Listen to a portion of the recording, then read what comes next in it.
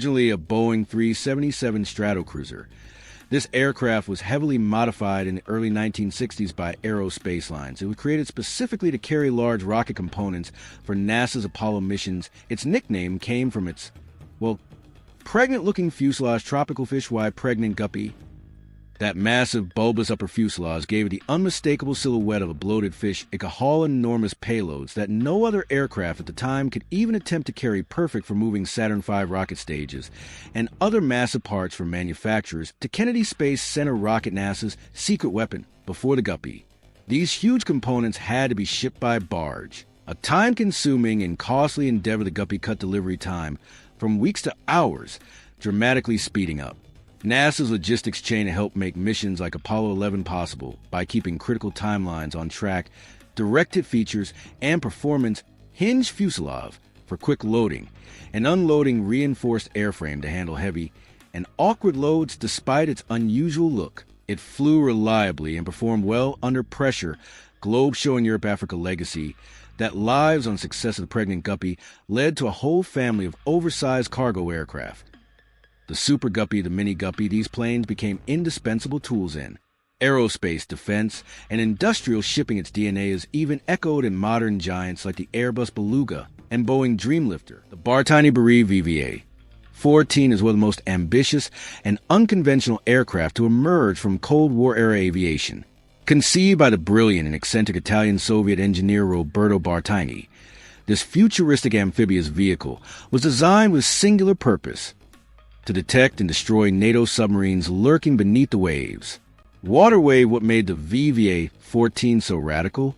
Amphibious design, capable of operating from land or sea. VTOL capabilities, vertical takeoff and landing, designed to operate from unprepared areas. Ground effect flight, leverage the air cushion created by low-altitude flight over water for efficient, high-speed cruising. Submarine strike capabilities, envisioned as a rapid response maritime recon and attack platform gear. Engineering ahead of its time, powered by 12 lift jets planned, and 2 cruise engines. Featured an innovative hull-shaped fuselage for smooth water landings, proposed to carry sensors and torpedoes for anti-submarine warfare. Its sleek yet strange appearance earned it a cult status among aviation buff. Construction: why it never took off. The VTOL systems were never fully developed. Technical problems with the lift engines and control systems. The Soviet military shifted focus, and interest in the project waned. Only one prototype was completed and flown, without full VTOL capability. Classical building. Where is it now? The lone surviving VVA-14 sits partially restored in the Central Air Force Museum in Menino, Russia. It remains a haunting yet fascinating relic of Cold War innovation, a monument to boundary-pushing vision of Bartini brain legacy of the VVA-14. Though it never reached operational service, the VVA-14 symbolizes the limitless imagination and bold experimentation of Cold War aerospace. Design, it continues to inspire aviation enthusiasts and engineers with unorthodox approach to modern military challenges. Of VVA-14 is often cited in discussions of Ekranoplan's VTOL aircraft and experimental Soviet aviation. The Goodyear GA-33 inflataplane was one of the most unconventional aircraft concepts ever developed. Born during the Cold War, this inflatable airplane was intended to serve as a lightweight, easily transportable rescue aircraft capable of being airdropped or truck delivered behind enemy lines, and then inflated and flown out. Yes, really. Hammer and wrench. The design constructed of rubberized nylon fabric. It could be folded into a compact package, inflated using a ground-based air compressor in about 5 minutes once inflated. A small 40-horsepower two-stroke engine powered a pusher propeller for flight wingspan, 22 feet weight, 250 lbs rocket performance, and limitations: top speed, 55 mph range, 390 miles altitude, max ceiling 10,000 feet. Could carry a single pilot, and later dual-seat versions were tested. Despite its clever construction, the inflataplane had serious drawbacks: vulnerable to small arms fire or punctures, although it was designed to stay inflated with small holes; poor durability in rugged or windy conditions; underpowered, limiting its operational use in high-stress or combat scenarios. Direct-hit mission profile envisioned as a tool for rescuing downed pilots behind enemy lines, could be dropped in a crate with a parachute, then inflated and flown out by the stranded aviator. Simulated rescue missions were conducted, but it Never saw active service brain innovation over practicality, a prime example of Cold War-era blue sky.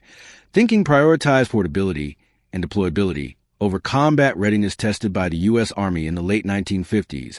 Before being retired due to impracticality light bulb legacy, only 12 prototypes were built survives today in museums as a reminder of how innovation can go to wild extremes. Paved the way for later thinking about ultralight aircraft, portable drones, and modular rescue systems. A massive flying boat prototype designed for transatlantic passenger flights stretched an enormous 77 feet in length and 30 feet tall, featured a whopping 9 wings, arranged in 3 triplane stacks, hoped to carry 100 passengers, which was unheard of at the time. Test tube design that defied logic. Imagine a boat with 3 sets of stacked wings and 8 engines, yes, 8 Liberty V12 engines, mounted push-pull on each side. Its configuration was intended to provide massive lift, but it also created unmanageable drag and instability airplane departure flight.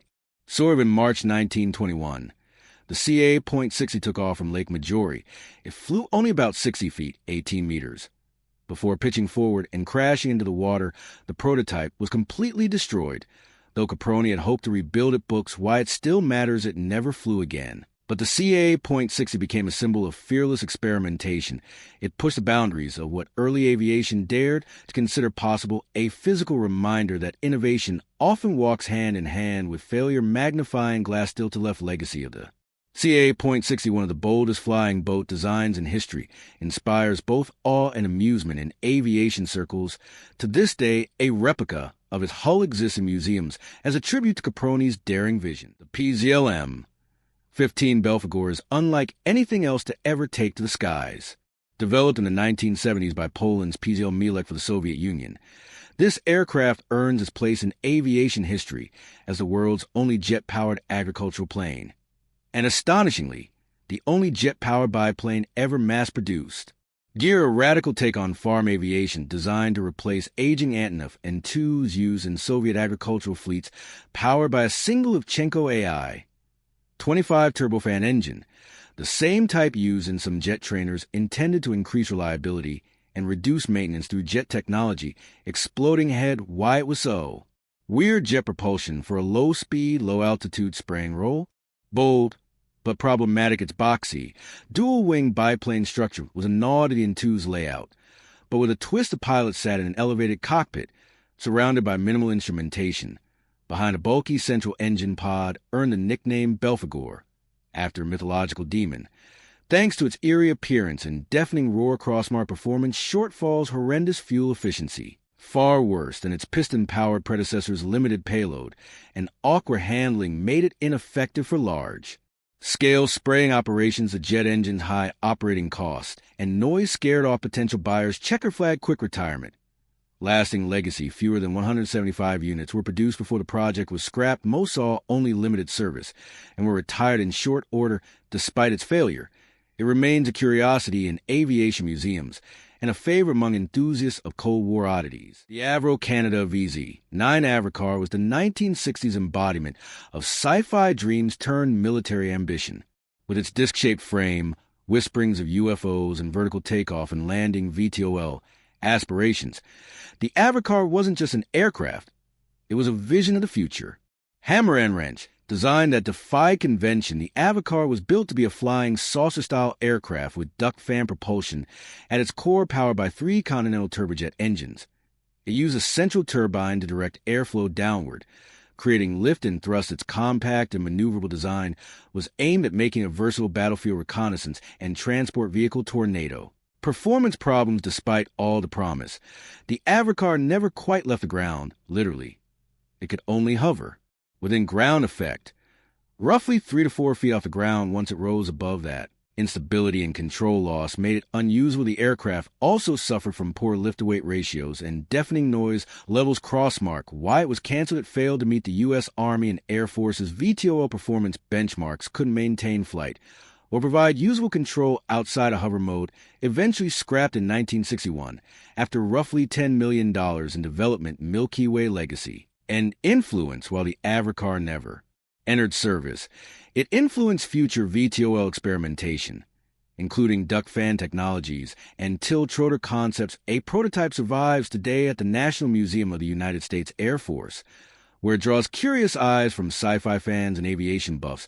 Alike, it remains one of the most visually iconic experimental aircraft ever built. The Lockheed XFV, nicknamed the Salmon after its test pilot Herman Salmon, was one of the boldest experimental aircraft of the 1950s. Designed during the height of the Cold War, it aimed to provide the U.S. Navy with a VTOL vertical takeoff and landing, fighter capable of operating from remote outposts or even small ships without runways. Puzzle piece tail-sitting innovation. The XFV was a tail-sitter. It rested on its tail for vertical takeoff and landing, then transitioned to horizontal flight. Mid-air featured cruciform X-shaped tail fins and a turboprop engine, the Allison YT-40A6, powering two massive counter-rotating propellers designed with dockside and convoy defense in mind, offering potential for use where airstrips were unavailable gear, challenges in transition, while it could hover vertically. The transition to and from level flight proved extremely difficult and risky for pilots. Flight tests were performed with conventional takeoffs and landings, never achieving a true vertical transition. Lack of sufficient engine power and difficulty in controlling orientation during VTOL phases led to the project's cancellation. Construction, why it was canceled. Technological limitations of the era made controlled VTOL operation unfeasible. Jet-powered VTOL concepts, like the Harrier, would later provide more practical solutions. The XFV never progressed beyond the prototype phase. Rocket legacy of the XFV, a visionary attempt at redefining air combat logistics, helped lay groundwork for future VTOL concepts by revealing key engineering and aerodynamic hurdles, remains a symbol of Lockheed's fearless innovation, embodying the wild ambition of 1950s aerospace engineering. The Blohm and Voss BV-141 is perhaps one of the most visually perplexing aircraft ever built, but don't let its bizarre asymmetrical design fool you. It was a technical marvel of its time, developed by Nazi Germany during World War II. This reconnaissance aircraft defied convention and proved that form doesn't always have to follow symmetry. Sparkles what made it so unusual. Off-center crew gondola mounted to the starboard side, fully glazed for optimal visibility. Engine nacelle and fuselage placed on the port side, balanced by the tailplane mounted on a long boom. The result? A perfectly stable aircraft that flew as well as it looked strange. Hammer and wrench. Built for tactical recon, the BV-141 was designed specifically for tactical reconnaissance, where visibility and maneuverability were critical as configuration offered unobstructed forward, lateral, and downward visibility for the observer, a clear line of sight for cameras, and defensive armament test tube flight tests. Shockingly stable despite widespread doubts about the design's aerodynamics. Test pilots reported excellent stability, smooth handling, surprising maneuverability, even under combat conditions. Engineers fine-tuned the layout to achieve perfect weight and drag balance. Brick, why it didn't take off in numbers, limited by the underpowered BMW 801 engine, which was in high demand for other aircraft like the Focke-Wulf FW-190. Mechanical reliability issues and wartime production priorities shifted focus to more conventional designs. Fewer than 30 units were built before the project was shelved. Classical building legacy of the BV-141. The Boulevard 141 didn't see widespread deployment, but has earned a place in the pantheon of aviation innovation, a testament to thinking outside the box. Literally and figuratively, still celebrated today as one of the boldest aircraft concepts ever brought to life. The Hughes H-4 Hercules, more famously known as a Spruce Goose, is one of the most iconic and debated aircraft in aviation history. Designed by Howard Hughes and the Hughes Aircraft Company during World War II, it was envisioned as a transatlantic cargo, transport capable of carrying troops and materials beyond the reach of U-boats. Brick built from wood, not spruce due to wartime aluminum restrictions. The aircraft was made almost entirely from laminated birch, not spruce, despite the nickname. Featured an enormous wingspan of 320 feet, still the largest ever for a flying aircraft powered by 8 massive radial engines, each contributing to its tremendous lift capability. Airplane. The one and only flight took to the air on November 2nd, 1947 in Long Beach, California, piloted by Howard. Hughes himself flew at 70 feet altitude for about 1 mile, remaining airborne for 30 seconds. Though short, this flight proved the behemoth could fly, something critics doubted. Speech balloon, why it matters. The H. for it was never mass-produced and never flew again after its maiden voyage, criticized by some as an overbuilt vanity project, but praised by others as a visionary feat now housed in the Evergreen Aviation and Space Museum in Oregon. Trophy legacy, a symbol of uncompromising vision and innovation, inspired generations of aviation designers to think beyond traditional limits despite its short flight. The Spruce Goose remains a legendary testament to ambition, design, and sheer will to defy expectations. The Curtiss-Wright VZ-7, developed in the late 1950s, was an experimental VTOL vertical takeoff and landing aircraft designed for the U.S. Army's bold Flying Jeep program. While it never reached full production, it remains a fascinating glimpse into Cold War-era military innovation.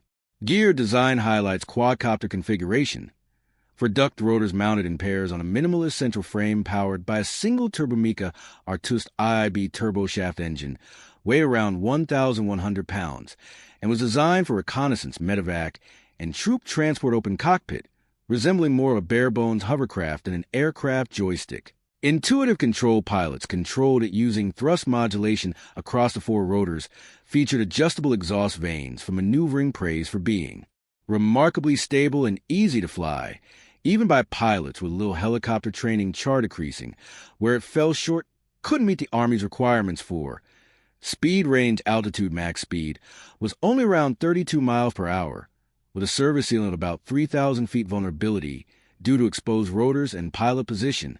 The bigger picture part of a broader series of experiments, including the Piasecki VZ, 8 Air Jeep, and Chrysler VZ. 6 all aimed at creating a compact, nimble vehicle that could go where wheeled Jeeps couldn't, though ultimately shelved. The VZ-7 showcased potential for VTOL utility craft decades before modern drones. Magnifying glass tilt-to-left legacy never saw combat or large-scale production. Returned to Curtiss-Wright after testing, now remembered as an early precursor to multi-rotor drone design, a true hidden gem in the evolution of vertical lift technology. The Hafner Rotobuggy, also known as a Flying Jeep, was one of the British military's most daring and unconventional experiments during World War II. The concept: take a standard Willis MB Jeep, attach a massive rotor and tail assembly, and turn it into a gyroglider that could be towed into flight behind a plane or vehicle.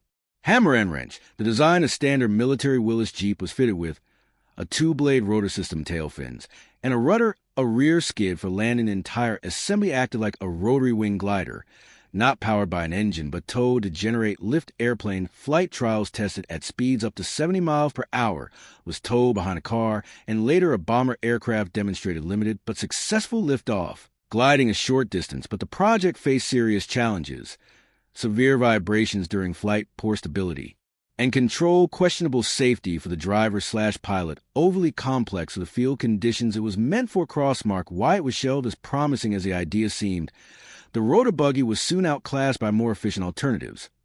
Glider aircraft like the Horsa or Waco could carry multiple vehicles or troops far easier to control, and land required less specialized training. Lightbulb legacy never entered mass production, but captured the imagination of military inventors, represented the spirit of adaptive reuse in warfare, turning existing vehicles into airborne assets, a predecessor in concept to today's multi-role drones and airdrop systems.